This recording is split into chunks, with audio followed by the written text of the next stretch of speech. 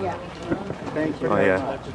Can everybody hear me? Yeah, perfect. Hey, as you clearly know, I am anything but a professional at communication or media or anything like that. I was raised a cowboy, and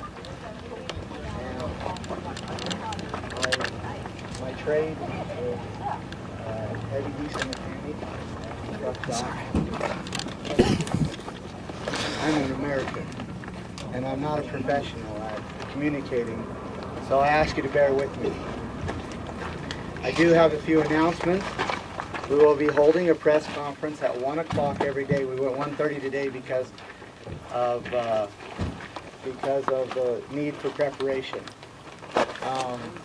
Each time we hold a press conference, we'll be informing people of what's going on the best we can. We're not going to be able to touch on everything, but we're going to inform it the best we can of the main events and the things that are happening. I do have an agenda that I've jotted down, but again, I want you to understand that I'm not a professional. I'm an American, and it's as difficult for me to be here and risk my livelihood as it is for everybody else. Which brings me to my first point. I want to recognize the tremendous support that the community has given us and the strength that it has given me and my family to know that you love us and that you support us. Thank you very much.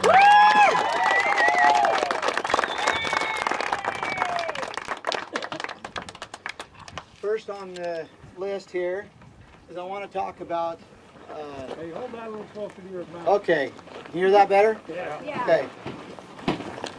First on the list, I want to talk about our First Amendment rights. We have the right to be here. And the BLM obviously does not respect the Constitution of the United States. Otherwise, they would have not made this little box for us and expect us to stay in it. That's right! Okay? It's disgusting of how they must think of the Constitution. Okay? We have the right to express. We have the right to let people know and let our politicians and let all the people in the whole world how we feel. That is our right under the Constitution of the United States. And we will not let that be taken from us. That's right! Okay? Yeah. They've taken it down, by the way. Yeah, okay, thank you very much. I want to thank Governor Sandoval for his words, and they did take those First Amendment boxes down, and so thank you, Governor Sandoval. Yeah. All right, second, I would like to talk about some things that happened over the last couple days and get a few things cleared up so that everybody understands what have happened. First of all, they came in and occupied this land. They used this area right here as the first place to gather the cattle. And they literally locked this land up. They put signs on every road. And if you need proof of that, I can give you that. I think the people know that that's the case. And they literally locked up every road. They had agents on every road. And where there was a large space in between the agents, they put cameras. Okay? This is on American soil they did this, okay? We need to realize the implications of this, that they locked down our land. They locked down this wonderful land. The first thing that happened a couple days, it was on Sunday, Dave Bundy was on the side of the road and he was filming them gathering the cattle. And there was 5 or 6 units that came down and around 20 agents, and they attacked him and knocked him to the ground, rubbed his face in the ground, handcuffed him, and beat him up pretty bad. During that confrontation, they took, or at least they impounded his car, and they took his iPad, and they took his radios. He's a pilot, and a few other electronics. What more are these criminals gonna steal? Yeah, so my call to action is this, okay? Well, let me tell you a little bit of story. We had Dan Love, the head of the BLM, right here at this, whatever it is, this compound over here. He called and he says, we want to return your items after quite a bit of pressure. So we arranged a meeting over here and met with him to get those items back. Well, they wanted us to sign for these items like they took them legally, and now we're taking them. Now we're getting them back as signed-in evidence. Okay, that's how they're looking at it. That they have every right to be here. However, in that pile of electronics that had taken was not the iPad, and they said that they are keeping it for evidence. Okay, yeah, they're keeping it so the people can't have evidence, because that is the evidence of how they attacked him, and that is the evidence of what they were doing there. Okay, so my call to you, to the people of this country, is to demand that we get that evidence back. Demand it. Okay, thank you.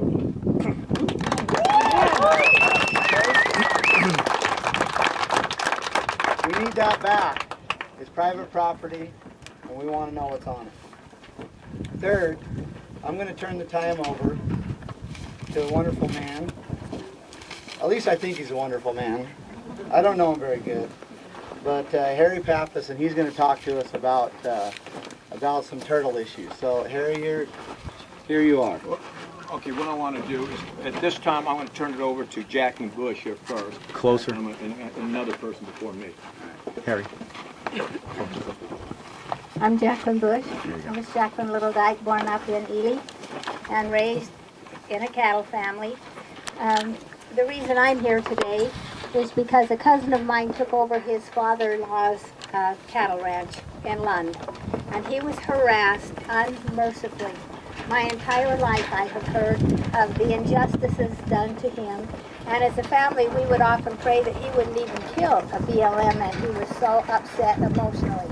He became ill and could not fight this illness because his immune system was so compromised because of the stress he was under with BLM. So I'm here today representing Carl Wilfong, who did the very best he could to provide for his family, but the BLM ruined him and us.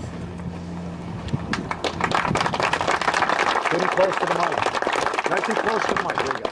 And now we've got one more speaker before me. It's Bob Brett.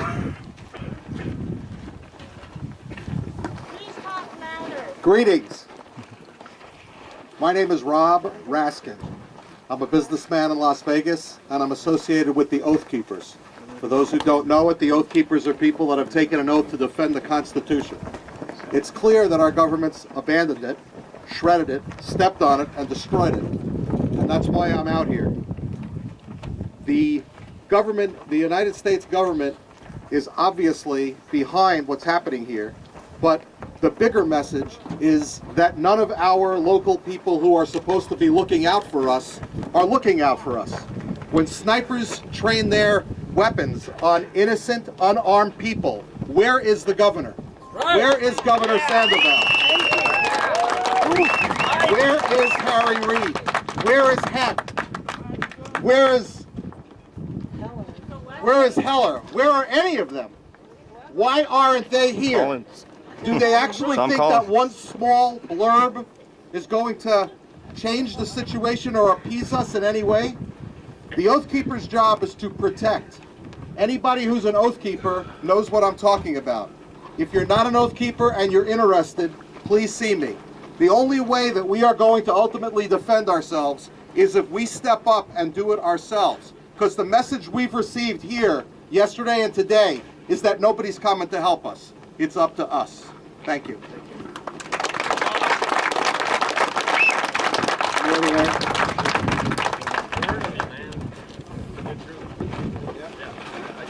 My name is Harry Pappas. I've been involved in these issues, these land rights issues, the environmental issues, for maybe 30 years now. I'm a unique witness. I was in a unique position about 20 years ago. I sat on the Southern Nevada BLM Advisory Council. I was a political appointee by then Congresswoman Barbara McConnell. sat on this committee, this advisory council for the BLM approximately 1 year. In that time, most of it was pretty much a political fluff position. However, one meeting we had stuck in my mind. I think it was about 6 months in. The gentleman from the California Department of Wildlife came in and gave us a seminar. When they came in, they had 2 barrels of desert tortoises, like this. I'm talking about 55-gallon barrels full of these juvenile tortoises. Now, they gave us a talk about this. And you see the hole in the back of this thing? All of them had this same hole. California had instigated a raven study. And they were going to study the habitats of the raven. When they started this study, they started finding piles of these juvenile tortoises at raven sites. They changed the emphasis of their study to predation on tortoises. What they discovered was the ravens were taking almost all the juvenile tortoises and killing them. I got this one off. They didn't want to give me this after the meeting. About 2 years later, they started the endangered tortoise species that was going to impact southern Nevada. And I sat on that tortoise committee. That committee was, I don't know, I think about 100 people. BLM, Forest Service, Park Service, U.S. Fish and Wildlife, Nevada Department of Wildlife. Every city in southern Nevada had a representative on there. And then there was Sierra Club, Wilderness Society, Audubon Society, the environmental groups. There was, I think, one person from the Four-Wheel Drive Club. There was one person from a hunting representative. There was one rancher. In other words, it was about 95% government bureaucrats and environmentalists on there. And this is when the tortoise, they were going to list the tortoise as endangered. They got that on, and as the year went by, they put the plan in place. They started collecting tortoises now. The tortoise was listed as an endangered species, and they started collecting tortoises. Now they started collecting so many, and I always go, by the way, this meeting was, I think, held monthly. And I was involved in that until I finally had a belly full of it and left. They were collecting tortoises out of the, part of the plan was they were going to collect the tortoises out of the Vegas Valley at a mitigation fee. The developers were going to pay, I think, $50 an acre or $500 an acre, something along that line. I can't remember the details exactly now. They started doing that. Millions started rolling in to the government agencies, the environmental groups, and then one day we had a meeting, and they came to the meeting and they said, we're going to euthanize the tortoises. I said, what in the heck? I sat there in disbelief. What are you talking about? According to these guys, the environmental community and the government, there wasn't any tortoise. They should be as rare as dodo birds. Yet they were saying, and then they created the tortoise compound in the end of Rainbow down there in Vegas. They said the compound was so full of tortoises, they're going to start euthanizing them. Now somebody got up, and I can't remember what it is, and said, hey, hold it. What are you talking about? First thing, there wasn't even supposed to be any tortoises. They were endangered. They were rare as a dinosaur. Where do you get all these tortoises? Now you got to also understand one thing. These tortoises, these thousands and thousands of tortoises were coming out of the Vegas Valley. Vegas Valley is the most heavily impacted valley and land in the state of Nevada in any desert tortoise habitat. Since 1902, that valley was settled, been nothing but construction, home building, road building, off-roading, shooting, hunting, you name it, it's been impacted there. So where do these tortoises come from? Nevertheless, a person got up and said, somebody said, well, how can you find these tortoises when it's supposed to be, there isn't supposed to be any? Second person got up and said, well, why don't you release them back into the wild? And you know what they said then? They said, we can't. The wild is at carrying capacity with tortoises. Carrying capacity. You all know what I mean by carrying capacity. And that was the fraud. At that point, that's about when I left, because like I said, there was only about 5% of us that were on there, and the rest were all government bureaucrats and federal bureaucrats, environmentalists, and city bureaucrats. So, anyway, it was all a fraud, the list of tortoise. The evidence is there. It's in the minutes. I was there as an eyewitness. I heard it all. They listed the tortoise so they could remove everybody off these lands, especially the ranchers, because they're claiming like they're doing right now with Clive and Bundy. They're claiming Clive and Bundy is destroying these tortoises. That's a lie. And here's the proof, and what I've just given testimony is saying. That was No, all it's a not lie. about Yet them they're tortoises. you're using it now to get rid of Cliven, because after they get rid of Cliven, what they've always done, they'll shut down the majority of roads.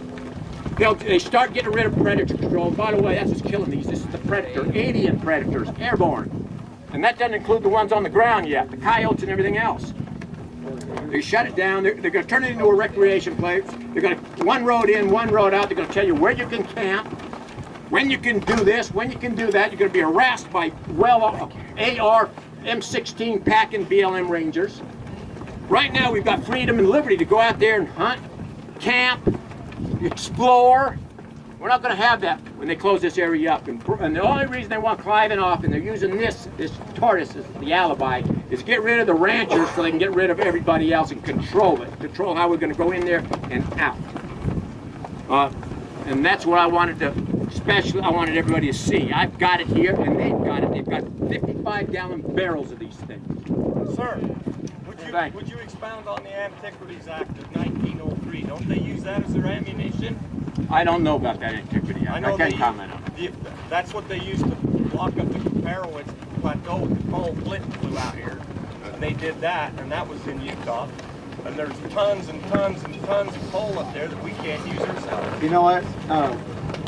We appreciate that, and if you would get us some more information on that, we would like to talk about that. That's what we'll do at these press conferences. We're going to expose the frauds that are going on. They teach this act to students that go through college that are going to become BLM people and Forest Service and U.S. Fish and Wildlife people. It's taught, and they still believe it. It's time that law is taken off the books. Well, let's talk, but right now I got an agenda, okay? Okay, good. Thanks. All right. Okay, so I wanted to give you an update on what's happening on this land. They have primarily collected the cattle here. They've taken most of the easy cattle, okay? The reports from the BLM website is that they've taken, as of 2 days ago, because they didn't update it yesterday, but that they've collected 277 cattle, okay? Now, we have flown over their compound over there that they have completely wrapped in tarp so you can't see into it, but we flew over and there's not 277 cattle. There's very few cattle over there. So either one, they've lied to us about how many they've collected, or they have moved those cattle, okay? We are quite certain that they've collected quite a few more than what they have in the compound. So I'm reaching out to the people again to find out where those cattle are. Find out where they are. Reach out. Do whatever you can do. The people are amazing. It's amazing the network out there. Find out where they're at. Find out where they're going. And then we can do something about it once we know where they're at and where they're going, okay? I also wanted to talk about, and tomorrow I'll have proof of what I'm going to say. I don't really have proof today, but we have pictures. I just was not able to get them printed and big enough to show you guys. But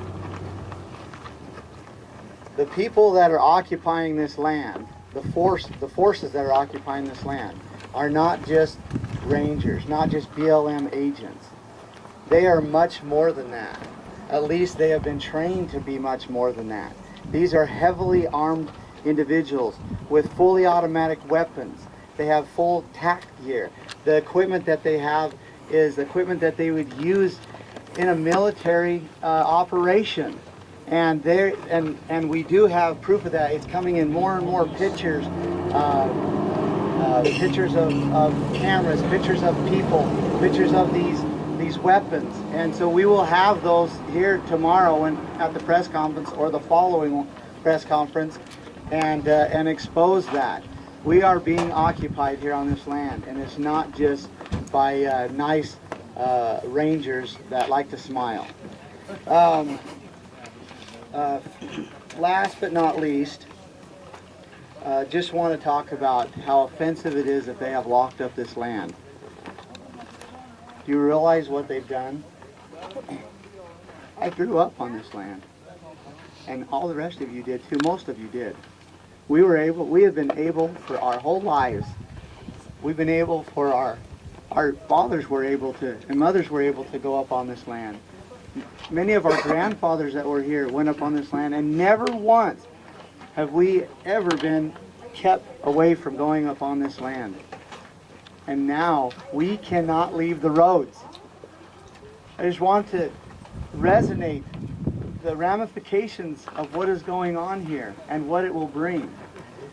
And so with that, I'm going to turn some time over to Mr. Jensen here, and he's going to talk a little bit, and then I'll answer a few questions for him. Okay?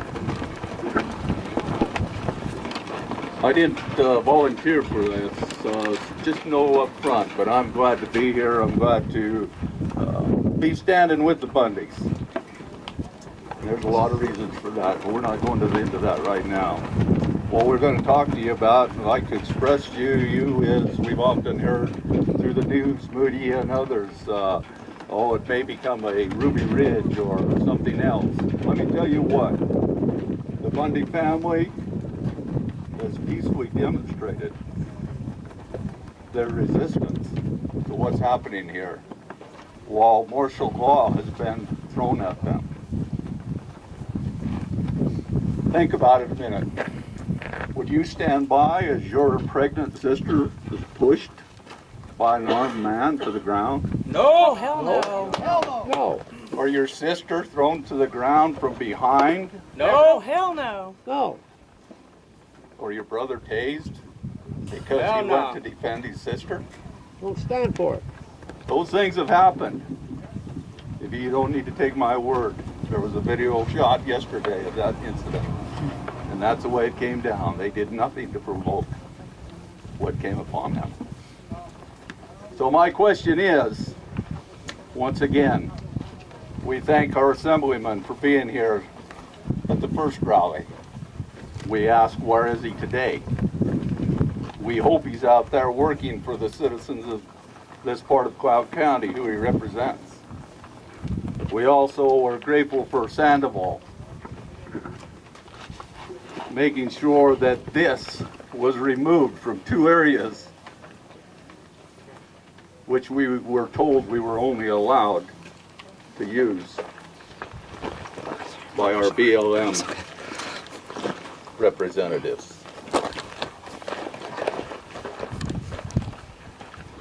And the really sad part about the whole thing is said right here in this sign.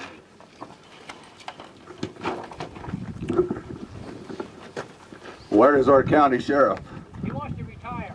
He took an oath of office to protect the citizens of Clark County.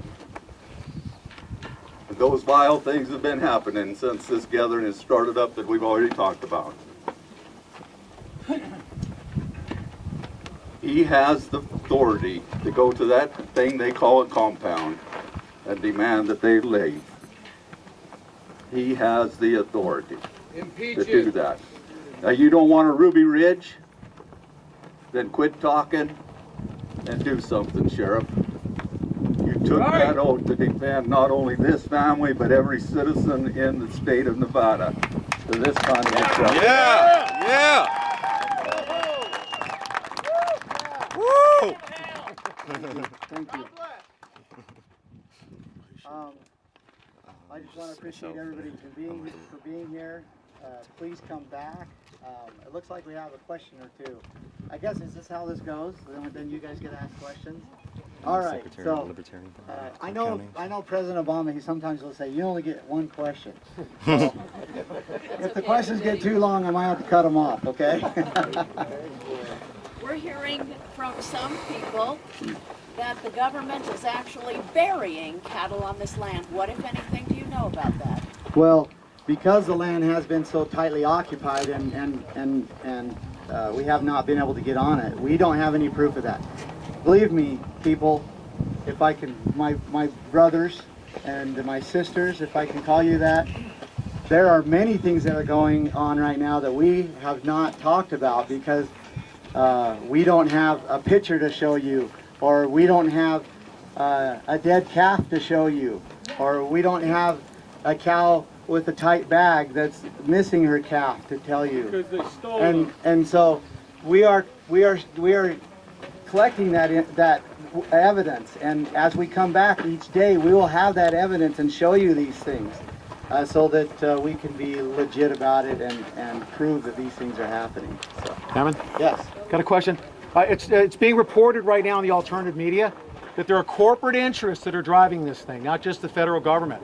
The corporate interests right now are driving in the eastern portion of Nevada water rights, mineral rights, as well as natural resources. Do you know anything about that? Is that what's driving this thing? Is that why the BLM's working so hard? I know nothing about that, but I do know that they are extremely motivated. Someone's extremely motivated to take this land away from this people.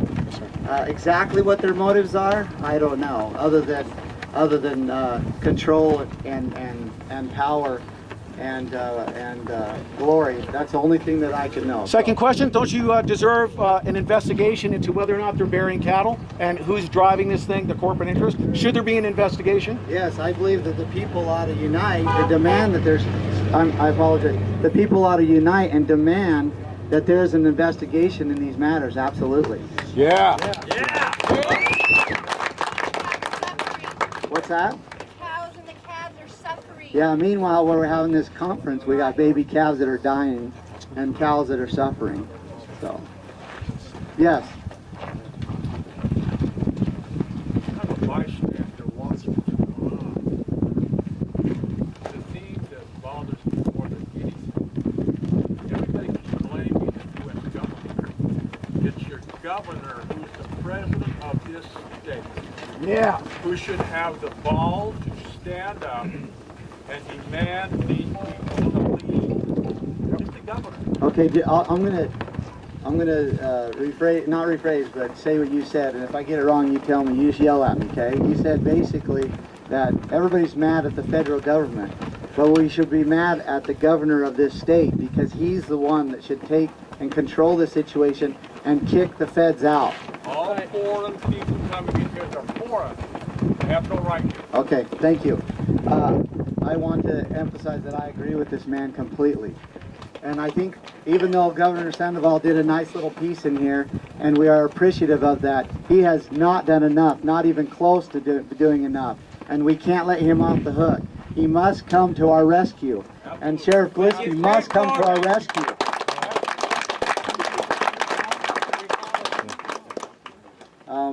I just thank you again for coming, and we got one more question over here.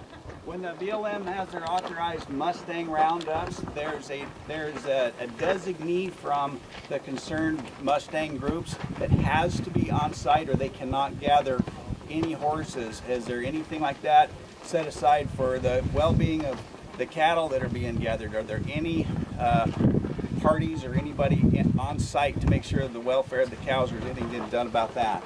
No, we haven't asked for it though, but the way I look at it, maybe I'm wrong because I'm not as diplomatic as I should be, they shouldn't be here and I shouldn't have to be watching them do their damn dirty work. That's right.